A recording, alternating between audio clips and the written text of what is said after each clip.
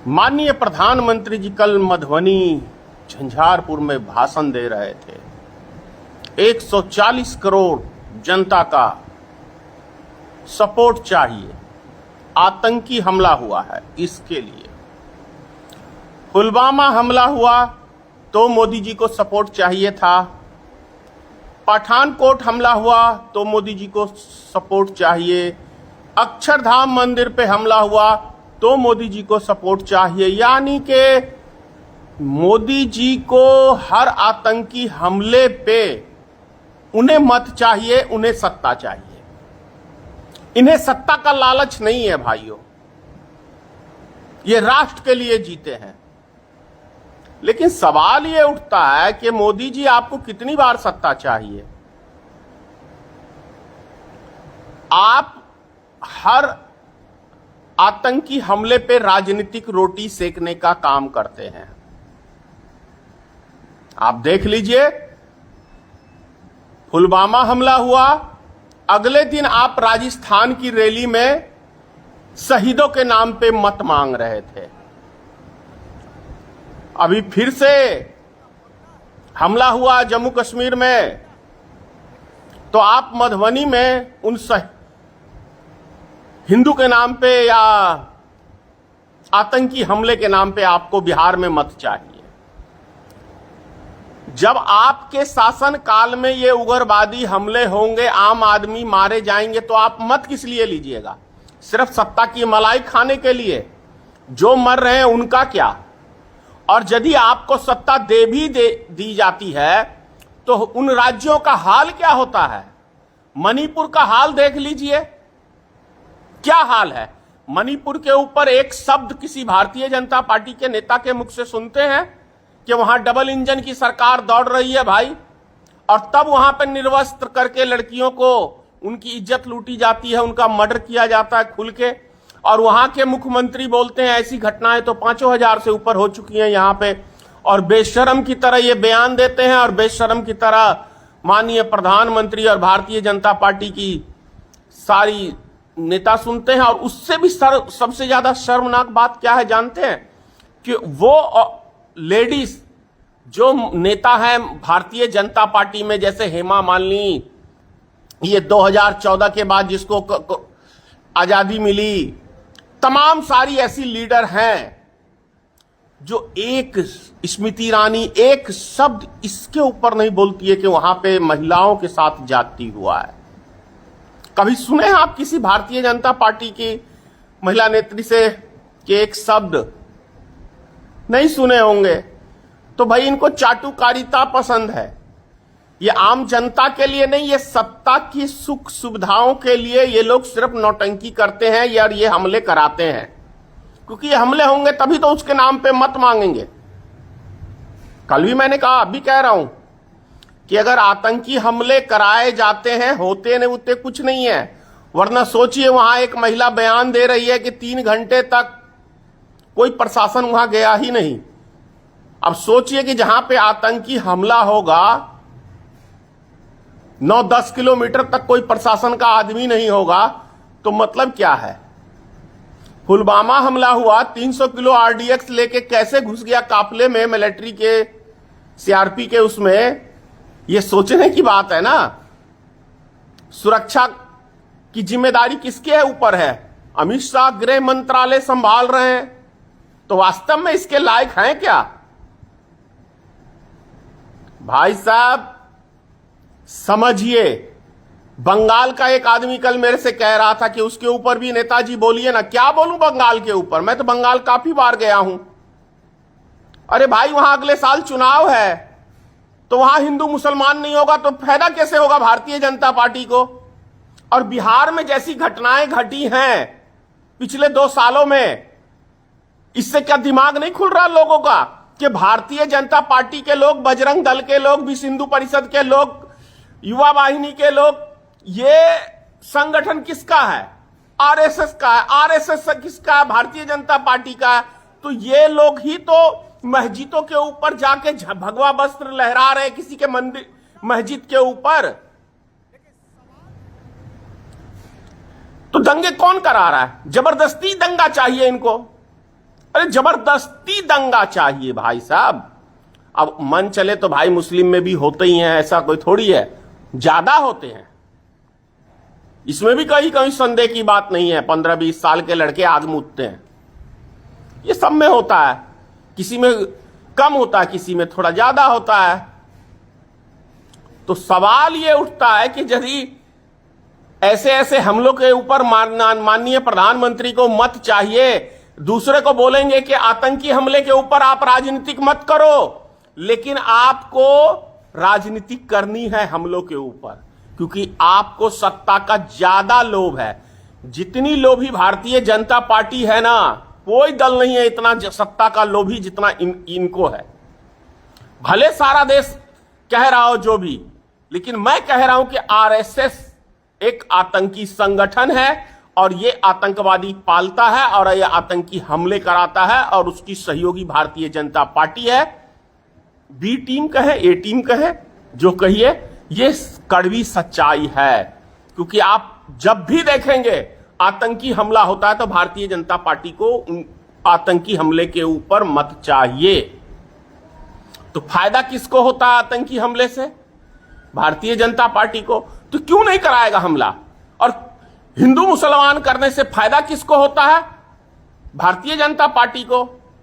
अरे त्रिपुरा की रैली में तो अमित शाह जी ने जाके कहा था, प्रभात खबर में खबर छपी थी, वो पेपर आज भी है मेरे पास, कि हिंदुस्तान में जितने दंगे होंगे उतना ही फायदा भारतीय जनता पार्टी को होगा। तो दंगे किसको चाहिए और फायदा किसको चाहिए? ये तो अमित शाह जी के बयान में है। त्रिपुरा की रैली में कहा था कि हिंदुस्तान में जितने दंगे होंगे उतना भारतीय जनता पार्टी को फायदा होगा। तो भैया दंगे भी यही कराएं, आतंकी हमले भी यही कराएं, और हमारे देश की भोली भाली जनता क्या कहने हैं। अब मैं इसका एक प्रमाण देता हूं आपको कि हिंदुस्तान में कितने सीधे साधे लोग रहते हैं, और खास तौर से बिहार में। मेरी कंपनी को खुले 4था साल हो गया, धनेश्वर टेक्सटाइल को। मैं 2 बारी नंबर दिया हूं, हालांकि वो नंबर विजिट करने के लिए दुकानदारों को दिया हूं, लेकिन लोग कॉल कर लेते हैं। अब बात को समझिए, तर्क में दे रहा हूं कि कितने सीधे और कितने जाहिल किस्म के इंसान होते हैं। मैंने अभी पीछे वीडियो एक बनवा के एक चैनल वाले को दिया था, उसने नंबर दिया उसके ऊपर, उसमें मैंने स्पष्ट रूप से कहा कि कारीगर कोई कॉल ना करे, एड्रेस है, फैक्ट्री पे आइए, यहां पे आप बात करिए जिनको काम करना है। उसके बाद भी कॉल करता है। अब कॉल करने के बाद वो पता है क्या पूछेगा? अच्छा आपके यहां क्या क्या बनता है? अच्छा आप कितनी मशीनें आपने लगा रखी हैं? अच्छा पेमेंट कब देते हैं आप? अच्छा तो जरा एड्रेस बताइए तो आप। भाई साहब, जो कि मैंने पूरा एड्रेस बताया हुआ है, पूरा एक एक चीज बताया हुआ है, पूरा मतलब सीबीआई की इंक्वायरी चाहिए, जिसे सीबीआई नहीं पूछताछ करते हैं उस तरीके से मजदूरों को यहां के इंक्वायरी चाहिए। तो इससे पता चलता है कि कितने अकलमंद लोग हैं। अरे जब कंपनी का एड्रेस दिया हुआ है तो आप कंपनी पे आके ये काम की बात करोगे ना, कि फोन पे काम की बात करोगे। फोन पे तो कभी कोई काम की बात होती ही नहीं, क्योंकि फोन पे फालतू की बात होती है। तो इतने सीधे साधे लोग हैं। कल एक आदमी, मैंने अभी कहा ही था आपको, ये कह रहा है जरा बंगाल के ऊपर बोलूं। भाई बंगाल में थोड़ी मुस्लिम की संख्या है ज्यादा, हकीकत बात है। तो वहां भारतीय जनता पार्टी जबरदस्त दंगा कराती है। अभी जो 200 आदमी जो वहां पकड़ाए हैं, वो कहते हैं कि हमें बंगाली आती नहीं, तो वहां क्या झुनझुना बजाने के लिए गए थे दंगा में।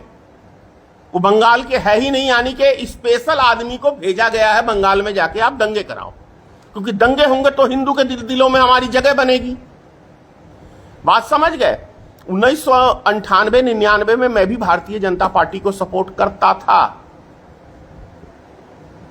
लेकिन सन 2000 में मेरा दिमाग खुल गया। और जब भी भारतीय जनता पार्टी की आप मीटिंग में जाओगे तो ये उनके सदस्य भी जानते हैं, उनके नेता भी जानते हैं कि वहां पे किस तरीके की बात होती है। सिर्फ दंगे के ऊपर ही बात होती है कि हमें कैसे दंगा कराना है ताकि हिंदू इकट्ठा होंगे। ये कड़वी सच्चाई है। क्योंकि मैं सन 2000 में भारतीय जनता पार्टी के कार्यालय पटना में गया था, प्रदेश में, और वहां मैं 1.5 घंटा बैठ के यही चीज देखा था। और वहां हिंदू मुसलमान के अलावा कुछ चल ही नहीं रहा था।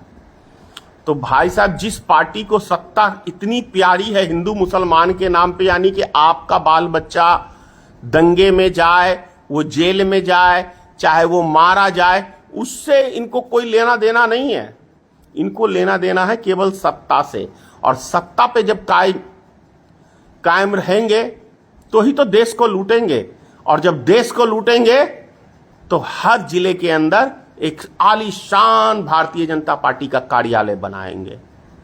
सोचिए, जिस कांग्रेस को ये लोग दिन रात गाली देते हैं, भाई साहब 60 साल शासन करने के बाद भी आज भी कांग्रेस का कार्यालय उतना आलीशान कोठी नहीं है, कहीं का नहीं है। लेकिन केवल 11 साल के शासनकाल में आप जिस जिले में चले जाएं, एक आलीशान 5 स्टार होटल जैसा उसका कार्यालय है। जो आरएसएस सोचिए बिना रजिस्ट्रेशन का है, उसका दिल्ली के अंदर 150 करोड़ का झंडे वाले में बना है। 150 करोड़ रुपए की लागत से। किसने दी जमीन? सरकार की जमीन। कैसे उसको मिल गई और इतना बड़ा कार्यालय कैसे बन गया? भाई साहब, सिस्टम समझने की जरूरत है। किसने पैसा फाइनेंस किया? 150 करोड़। भाई साहब, मैं फिर कह रहा हूं, 2015 में भारतीय मित्र पार्टी का मैंने गठन किया था। मुझे आज तक ऐसा बंदा 2-4 मिले जिन्होंने कहा कि हम आपकी पार्टी में पैसा लगाएंगे। 2020 के चुनाव में तो आपको बताऊं कि 300 करोड़ रुपए मुझे एक कॉल आया था महाराष्ट्र से कि हम, क्योंकि उस टाइम काफी ट्रेंड में चल रहा था मेरी पार्टी और मैं, क्योंकि मैंने जो विरोध किया था कोरोना का, तो 300 करोड़ का उसने मुझे ऑफर किया था कि आपको बिहार में सरकार बनानी है। मैंने कहा, आप मेरी पार्टी में इतना पैसा क्यों लगाना चाहते हो? तो उसने कहा कि पैसा हम लगाएंगे, काम हमारे हिसाब से होगा, यानी कि मैं कठपुतली रहूंगा पार्टी में। तो जो भारतीय जनता पार्टी अभी कठपुतली है, अडानी और मुकेश अंबानी का पैसा उनका लगा हुआ है। तो इसीलिए सारा देश, सारी संपत्ति अडानी और मुकेश अंबानी की झोली में जा रहा है। समझ गए? जो अडानी ने फरमाइश कर दी, हाँ मेरे आका मिल जाएगा। बात समझ गए? विकास से इनको कोई लेना देना नहीं है। ये सौदा कर चुके हैं देश का, देशवासियों का। अब सोचिए ना, ये पाकिस्तान को आंख दिखाएगा, चीन को आंख क्यों नहीं दिखाएगा? क्योंकि चीन ने अभी धरती का कब्जा किया है भारत का। चीन ने धरती कब्जा किया है ना। चीन ने भारत के सैनिक मारे थे ना 20। उस पे नहीं बोलेगा मोदी। अमेरिका ऐसी तैसी किया, नतमस्तक होके आ गया वहां से। अभी ट्रंप ने, जिसको ये अपना मित्र बताता था, आज तक आप लोग ने देखा है कि दुनिया में किसी भी मुल्क को, भी जितने भी मुल्क के नागरिकों को उसने निकाला है, किसी को जंजीर हाथ पैर बांध के उसके देश में छोड़ के आया? नेपाल के आदमी को तो ऐसा किया ही नहीं, लेकिन भारत के आदमी को ऐसा किया। एक शब्द सुने ना नरेंद्र मोदी के मुख से कि आपने हमारे देश के जवानों, हमारे देश के नागरिकों के साथ गलत व्यवहार किया, यानी कि भारत का अपमान है। सुना? नहीं सुना होगा। लेकिन यहां चुनाव में वो शेर बनेगा और बाहर जाके फीकी बिल्ली।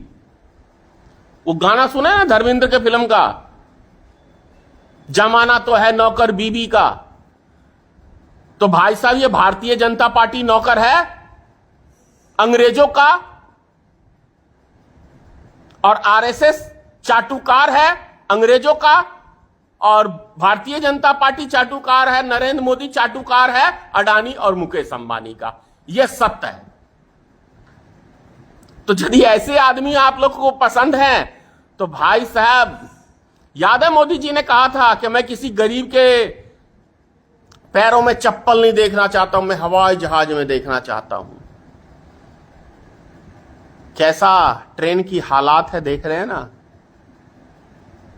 जानवर भी इससे बेहतर सफर करते हैं। तो ये लोग आपको सुनहरे सपने दिखाते हैं, बस उस सपनों में खो जाओ। इससे कोई व्यक्ति ये क्यों नहीं पूछा कल की रैली में कि आपने 11 साल में बिहार को क्या दिया? भाषण से यदि यार पेट भरेगा तो मैं दावे से कह सकता हूं मैं 12 घंटे कंटिन्यू भाषण दे सकता हूं हर मैटर के ऊपर, और चैलेंज करता हूं किसी भी राजनीतिक दल के व्यक्ति को, मेरे से आके किसी भी मैटर पे जरा बात कर लेना।